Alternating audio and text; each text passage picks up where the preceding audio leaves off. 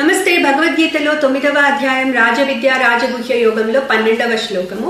మోఘాశామోఘ కర్మాణః మోఘ జ్ఞాన విచేతసః రాక్షసీమాసురీం చైవ ప్రకృతిం మోహినీం శ్రితాః. ముందు శ్లోకంలో భగవానుడు ఈ మూడుల గురించి చెప్పారు. అంటే ఎవరైతే వాళ్ళ అజ్ఞానంతో వాళ్ళ మనసులు నిండి ఉన్నాయో వాళ్ళు భగవంతుడిని అర్థం చేసుకోలేరని చెప్పారు.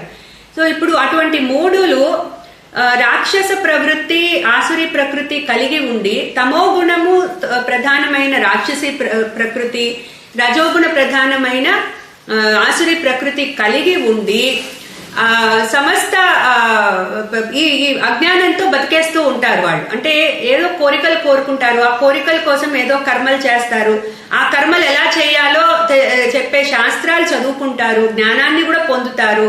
కానీ ఇవన్నీ చేసిన తర్వాత భగవానుడు ఏమంటున్నారంటే ఇటువంటి మూడులు ఏ కోరిక కోరినా కూడా అది నిష్ఫలమే అవుతుంది. ఆ కోరిక కోసం చేసే కర్మలు మోఘాష అంటే నిష్ఫలమే అవుతాయి.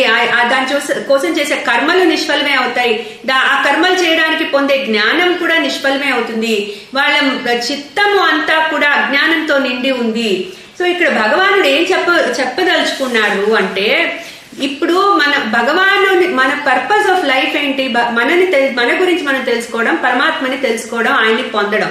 సో ఆయన గురించి కాకుండా ఇంకే జ్ఞానం అయినా కూడా నిష్ఫలమైన జ్ఞానం అని చెప్పేస్తున్నారు ఆయన.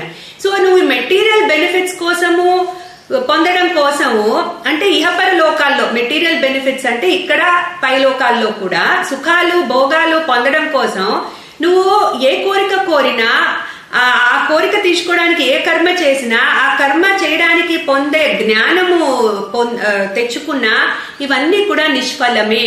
So as a human being నువ్వు నీకు సత్ఫలాన్ని ఇచ్చే ఒకే ఒక్క జ్ఞానం పరమాత్మ జ్ఞానం. అది పొందనంతసేపు నువ్వు ఇంకేది పొందినా కూడా your life is in vein అని చెప్పేస్తున్నారు భగవానుడు.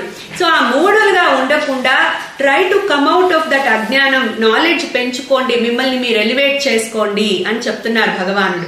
క్లీం కృష్ణాయ నమః.